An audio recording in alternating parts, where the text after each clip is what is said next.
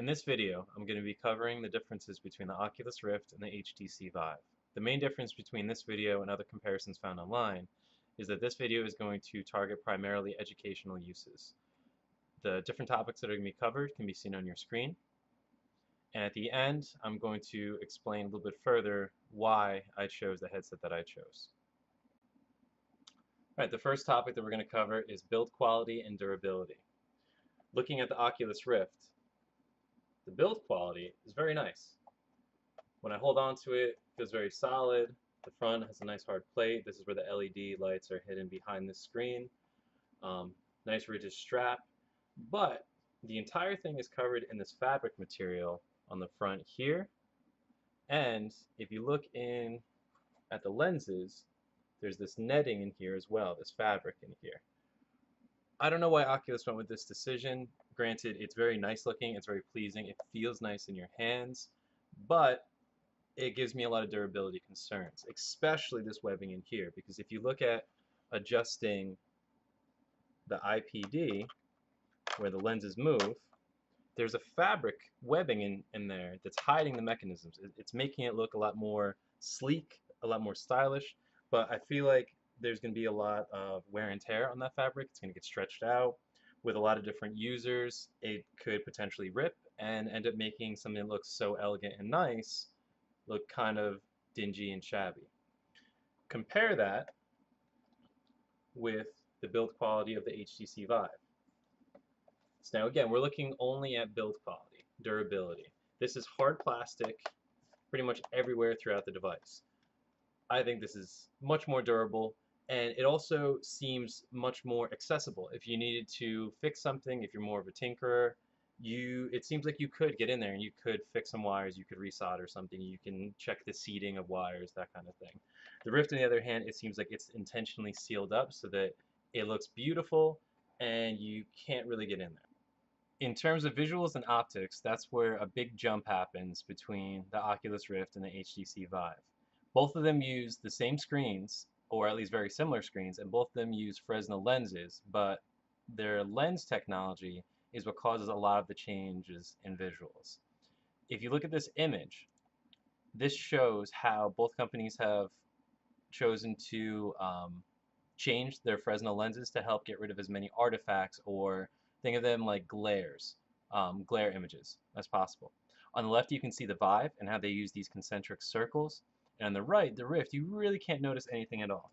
If you look in person, you really have to get the angle just right. You'll notice that there are those same concentric circles, but they are much smaller, much finer. You would think that that would make the visual properties a lot better. However, the opposite is true. I'm going to show you guys two images that show what it's like looking through the Oculus's lenses and what a lot of people online are calling the God rays, compared to the glare effects in the HTC Vive. Now, both the car image and the Vive glare test image are pretty exaggerated. The Vive glare, I only notice when my eyes are a bit too far away from the screen. The closer I can get my eyes to the screen, that glare really goes away. And for both the Oculus and the Vive, this only really happens when you're looking at very contrasting images, like white text on top of a black background. All in all, both screens look fantastic. They're a huge improvement over the DK1 and the DK2, but I definitely prefer the Vive's optics. The field of view also seems a little bit different. The Vive's seems like it's a bit taller, and that actually makes a big difference, seeing up and down as opposed to left and right. Like, you want that field of view to go that direction. Along with that, there are sweet spots for both devices. The Oculus Rift seems like it has a bigger sweet spot overall, but the edges get a lot of distortion, where the Vive has a smaller sweet spot in the center, but there's less distortion going throughout the screen. My personal preference, I prefer the HTC Vive's clarity. The God rays, as people call them on the Oculus Rift, are really distracting, really annoying, and really kind of take away from the immersive effects of both headsets. Comfort is something that the Oculus Rift really nailed. When you look at how the device goes on, keep in mind that there's only one cable coming off of this for both the USB, the HDMI, audio, everything that's going on in here. There's only one cable that comes off. But for me to put on this device, all I do is I just catch the back of it like a baseball cap, and pull it down over my face. That's it. And even if I try adjusting it, it's not really going to move. This is exactly where I would want this head mounted display to be. If I look at the headphones, switching them off, putting them down my ear, pulling them up and down, it's very, very, very comfortable. It's very light. If I were to look up and down, left and right, it really cradles my head very nicely. That spot right in the back, which is also hiding LEDs to allow for 360-degree tracking. Incredibly comfortable device.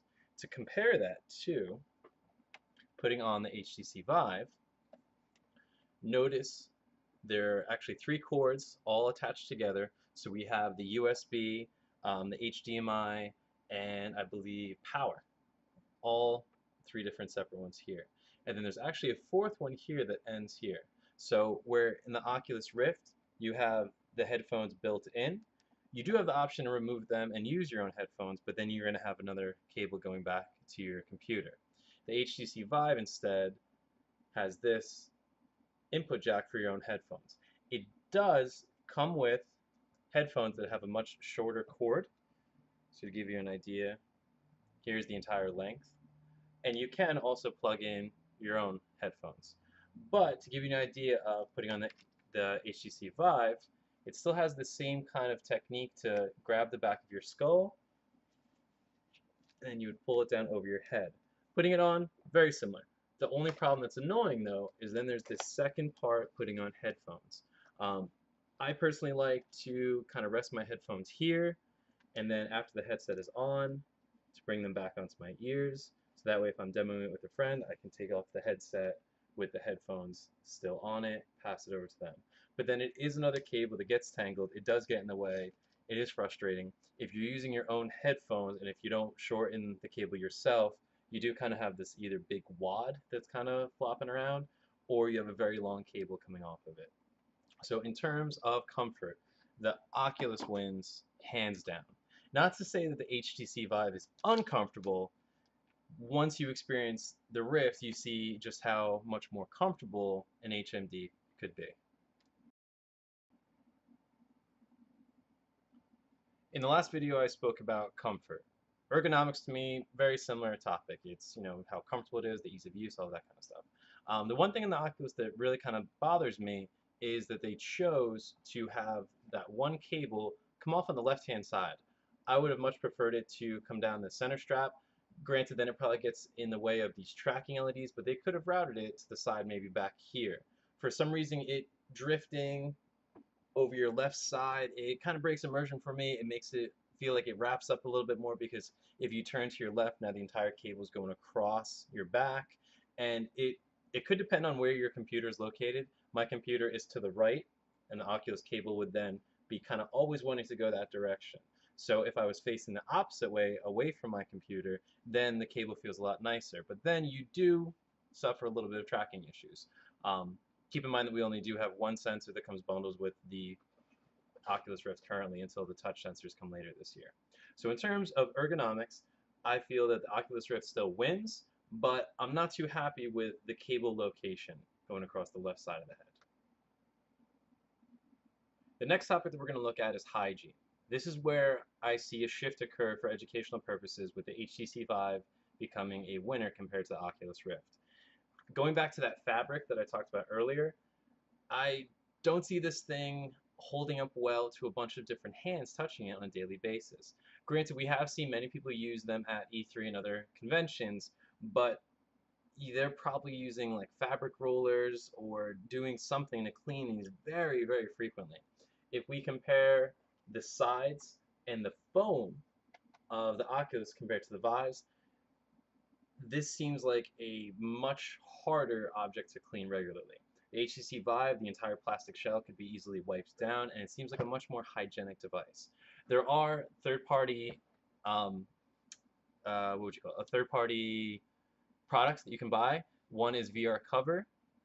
Their shipping is pretty expensive. Their products are pretty expensive for what they are, and it does take a long time for them to get to us in the United States, but they do help a lot with hygiene. If you get the waterproof cover, this makes it possible to just wipe down the part that's up against your face, because you can get pretty sweaty. If you're doing active virtual reality experiences, you're going to build up some sweat, and that does help quite a bit. So I think that pretty much covers hygiene. Controllers is where it gets very unique. Both head-mounted displays come with different controllers. The HTC Vive comes with two of these wands. They have the tracking system up on the top, that donut portion that you see with the same sensors, that honeycomb kind of look that you can see on the headset itself, two touch pads, triggers, grip buttons, and two menu buttons on the sides. The great thing about these is it gets your hands into virtual reality. The tracking on these are fantastic as long as you have your lighthouse station set up properly. And this is a huge moment for virtual reality. As soon as you put on a headset, if you've never used virtual reality before, if you're not a video game player, if you don't really know what you're doing, this is a huge game breaker. This is a huge game changer. When I used to show people the DK2, the first thing they would always do is lift their hands up. People just naturally want to see their hands inside virtual reality. It adds that much more to the immersion. Having these is a fantastic tool for virtual reality, for manipulating with environment, for understanding how to interact with your surroundings in virtual reality. These are fantastic. And they're very they apply to many different uses. Having that trigger, this can turn this same controller into a pistol, adding two can turn it into a rifle, holding one and suddenly it becomes a sword, or it could just become hands, it can become drawing tools, it can become a multitude of different things. So this is the HTC Vive solution for hand controllers. The Oculus Rift, on the other hand, comes with this, an Xbox One controller. Yeah, that's it. Now, it makes sense why it comes with an Xbox One controller initially. Video game developers that had a DK1 and a DK2 were using Xbox 360 and eventually Xbox One controllers for game development. So the games that they've been developing with, this was the best tool that they had to work with. The Touch comes out later this year if we can go by the timeline that Oculus is suggesting. Looking at their shipping issues in the past, even going back to the DK1 and the DK2, I don't know if we can trust them.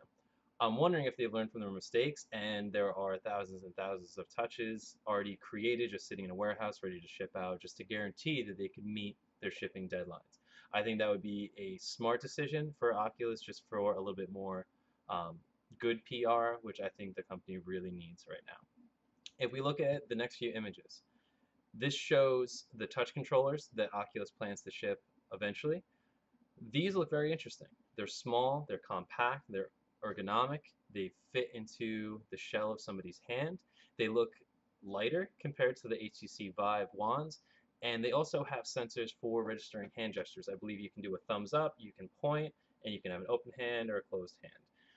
Along with that, they have familiar buttons similar to an Xbox controller. I think the touch controllers look fantastic. I have concerns about tracking issues with occlusion, like if you were holding the controllers and you turned your body and the sensor couldn't really see you, how well would the touch controllers react? I think even with that second sensor, you really need multiples or you really need one behind you.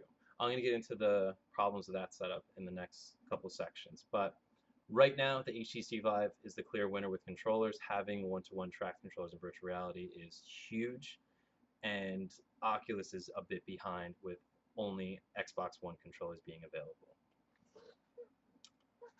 All right, the next topic is tracking systems and safety. I grouped both of these topics together because I feel for students to use these in an educational setting, these both work hand in hand, they kind of rely on each other, and they're possibly the most important aspect when having children or students use these in school. The tracking system for both of these systems is very different. One, for the Oculus Rift, there are LEDs or lights underneath the surface here that you can see if you had an infrared camera. The sensor is then looking for the Oculus Rift to figure out where it is in its play space.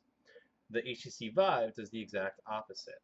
Rather than there being sensors looking for the headset has the sensors that are looking for something else, and those things are called the lighthouse base stations. So they use the exact opposite system. This subtle change, the subtle difference, makes a huge difference in safety and room setup and the ease of setting this up. So if you look at this image shows a normal Vive setup. There are two base stations on both walls, and if you see those orange lines, that's the headset and the controllers looking for those base stations. What makes it nice is there's one power cable. Those base stations are shooting out safe lasers that the headset and controllers are able to then see. This makes the setup very easy. There aren't cables going all across the room making it look like, this crazy messy kind of thing. One power cable per base station, that's all you need. Now, these are dumb devices. All they're doing is just shooting out the laser. One is going left and right, one is going up and down, or whatever the system is to make them appear different, and the headset is looking for them. That means that in that area, there could be multiple computers, multiple headsets, all using the same play space.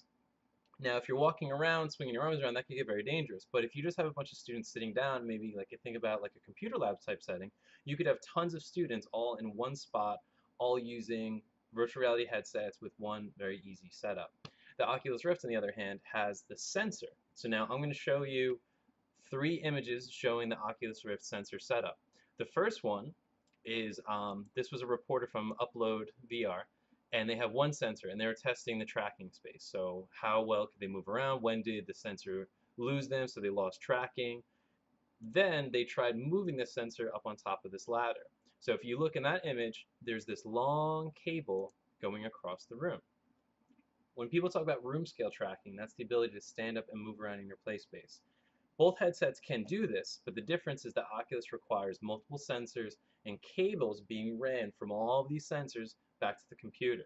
This could be a very challenging setup for most classrooms. If we switch now to safety, the HTC Vive has 2 things in place. The base stations help to make it possible by establishing this kind of play area, this tracking space, but they have 2 things in place. The first one is the chaperone system, which is a grid that comes up that warns the user that they're getting near objects, whether it be a wall, a table, the TV, whatever it may be. You set up your play area, and it warns you when you're leaving that play area. The second thing is there is a camera on the front of the HTC Vive. So if we look right here, you can see that camera. This camera, granted, it's not stereo, so there isn't 2. So it's not something that we want to get into like mixed reality, augmented reality, like wearing these, looking through them like a Google Glass or a HoloLens. It won't do anything like that. But what it does allow is for the user to quickly look into their environment using what a lot of people call the Tron mode view. And there's actually a second camera where you can see clearly what's in your environment. This is great if, say, the cable is getting tangled around your leg, if you want to double check to make sure the dog isn't laying down in their play area, if there isn't something in your way, if you want to take a drink from a glass of water, something like that. But what it does provide is a quick button that you can hit that allows you to see where you are in space and to make sure that you're in a safe area and to be able to adapt accordingly if you need to. So I think that covers both tracking systems and safety. The last topic that I'm going to touch on is company ethics. Oculus was purchased by Facebook a few years ago, and if it wasn't for that purchase, we probably wouldn't have a consumer-ready device right now. The Kickstarter was great, but it makes us kind of wonder where the company would have gone from there. So I really do think that the Facebook funding did keep VR afloat enough to get HTC Vive interested and to kind of keep this big change going. The problem, though, is the choices that they're making, the way that they're handling situations. When there were shipping issues, when there was manufacturing issues, they kind of left their consumers in the dark, and they didn't tell people what was really going on. Palmer Luckey did fantastic things in the past, creating Oculus, creating the Kickstarter, using his brilliance to make all these devices come to existence. However, he is not a very good PR person. On Reddit and other online communities, he didn't really have the best tone with, his diehard biggest fans in the world. He was snarky, he was condescending, he made fun of people, he downplayed things, he ignored people. And that's not really the best message that you want to have. This company had a very, crowd-funded feel to it with the Kickstarter. They gave free consumer CV1 devices to all the original Kickstarters, showing them, thanks for getting this company started. And it seems kind of like it conflicts when they do these things that are very anti-consumer, anti-enthusiast, anti-fanboy kind of stuff. The other thing is the exclusives to their Oculus store. They are becoming two different companies, where HTC is the hardware company creating the product that you then use with Steam or other software. Oculus is trying to do both at the same time. You can't run anything on your Oculus unless you have the Oculus software running. And that's a little bit of a warning sign because that has all of these things that happen in the background that send data collection to the Facebook servers. And you need to have that online connection going in order to use your Oculus product. The other thing is you can't use other head-mounted displays like the HTC Vive with the Oculus Store. If you get the HTC Vive, you can use, whichever, or if you buy your software on Steam, you can use any headset that you like. However, Oculus, it doesn't work that way. That sounds to me a lot like Apple, where you get kind of stuck in using this one product and you can't leave if something better comes because then you will lose all of your past purchases. And I think that's a really big concern moving forward. I'm not saying that Valve or HTC are these infallible companies and they never made a mistake, but I'm seeing two very different priorities from two very different companies. The other big concern is what Oculus has been doing with exclusives. Now, it's one thing when they backed companies and they gave them money to create an exclusive product that was sold only in the Oculus store and would only work with the Oculus headset.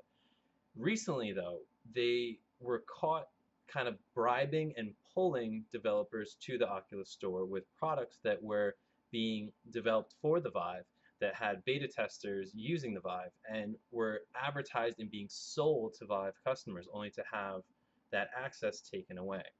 The game that I'm referring to is Giant Cop. If you wanted to Google, granted this is July 2016, so as of right now, it is an Oculus exclusive after a lot of bad press recently came out where Vive users were actually buying it. It was being advertised for the Vive. Then all of a sudden, out of nowhere, everyone got really quiet, and the game only worked in the one store and for the one device. So I definitely have my concerns moving forward about Oculus as a company. I think Facebook has very different goals than what Oculus originally had with their Kickstarter device. Valve in the past has created educational content and made it very easy for schools to install either free or reduced rate licenses for games. If you look online, Teaching with Portals or the Universe Sandbox, it's two examples of Steam working in an educational setting, and it was completely designed for students to use them. So I think there's a very different priority there. If you look at the photogrammetry tools like Destinations that Valve has created, they're trying to put stuff out there for people to kind of take VR and run with it, where it seems like Oculus is kind of trying to kind of stuff everything into their bag and it's only given out to Oculus customers. Hopefully this changes greatly and this argument is completely outdated in just a few weeks or months, but I do have a very big concern about each company's priorities. That being said, looking at my entire video so far, I recommend fully the HTC Vive or any headset that Steam and Valve put forward. HTC is the hardware manufacturer. There are going to be other headsets by other companies. They're going to have different specifications that are all going to work with Steam. That you're going to have all of your past purchases. They're going to work great with Steam. So as these devices get better and better, this seems like the better investment for the future, where if you buy an Oculus device, you're going to be locked into their store. Otherwise, you won't have access to your purchases. If you get something backed by Valve, at least you'll have the openness that they are advertising, that they're promoting, that they're working for. So for an educational setting inside a school, I fully recommend the HTC Vive for a number of reasons. The Oculus Rift is a phenomenal device, but I think in terms of an educational setting, the HTC Vive is the best bet. Thank you for watching. Take care.